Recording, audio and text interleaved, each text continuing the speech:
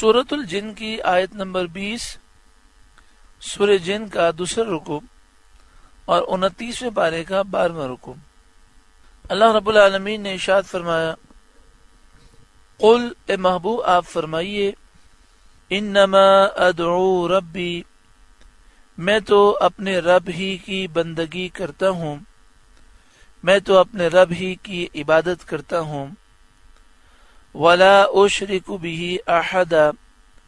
اور کسی کو اس کا شریک نہیں ٹھہراتا۔ قل اے محبوب آپ فرمائیے، انی لا املک لکم ضرا ولا رشدا، میں تمہارے کسی برے بھلے کا مالک نہیں، مالک حقیقی صرف اللہ تعالی ہے، مجھے جو طاقت ہے وہ اللہ کے اذن سے اور اس کے دیے ہوئے اختیار سے ہے۔ قل اے محبوب آپ فرمائیے، انی لن یجیرنی من اللہ احد، ہرگز مجھے اللہ سے کوئی نہ بچائے گا، جیسا کہ حضرت صالح علیہ السلام نے فرمایا تھا، فمن ینصرنی من اللہ ان عصیتہ،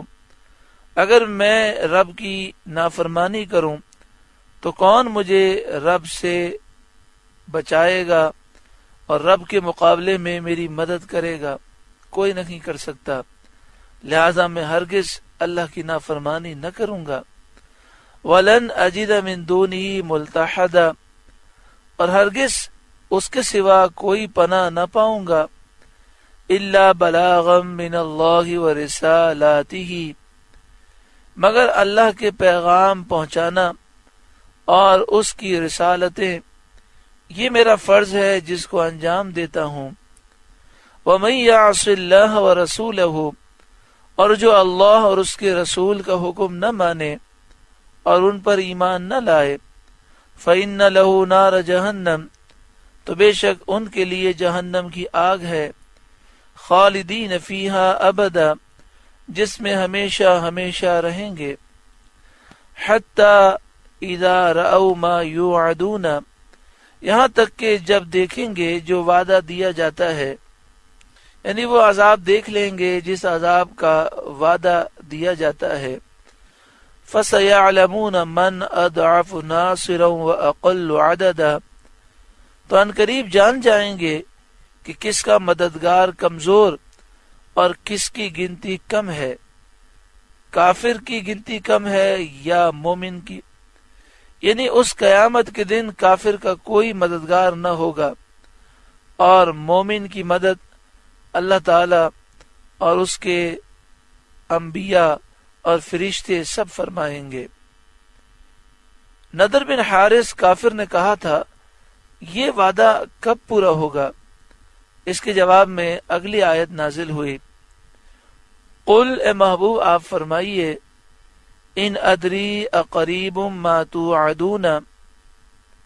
میں نہیں جانتا آیا نزدیک ہے وہ جس کا تمہیں وعدہ دیا جاتا ہے، ام یجعل لہ ربی امدا، یا میرا رب اسے کچھ وقفہ دے گا، یعنی وقت عذاب کا علم غیب ہے جسے اللہ ہی جانے۔ اس سے پہلے بھی آپ سماعت کر چکے ہیں کہ قل ان ادری جب آتا ہے تو اس سے مراد ہے عقل سے جاننا، حواس خمسہ سے جاننا، تو یہ چونکہ علم غیب ہے اور غیب آنکھوں سے، کانوں سے، حواس خمسہ سے اور عقل سے نہیں جانا جا سکتا، اسے وہی جان سکتا ہے جسے اللہ تعالی غیب کا علم عطا فرمائے۔ تو اللہ نے نبیوں کو غیب کا علم عطا فرمایا، تو یہاں جو فرمایا میں نہیں جانتا، یعنی میں عقل سے اور حواس خمسہ سے اس بات کو نہیں جانتا، میرے پاس جو علم ہے وہ اللہ کی عطا سے ہے۔ عالم الغیب فلا یظہر علی غیبہ احدا،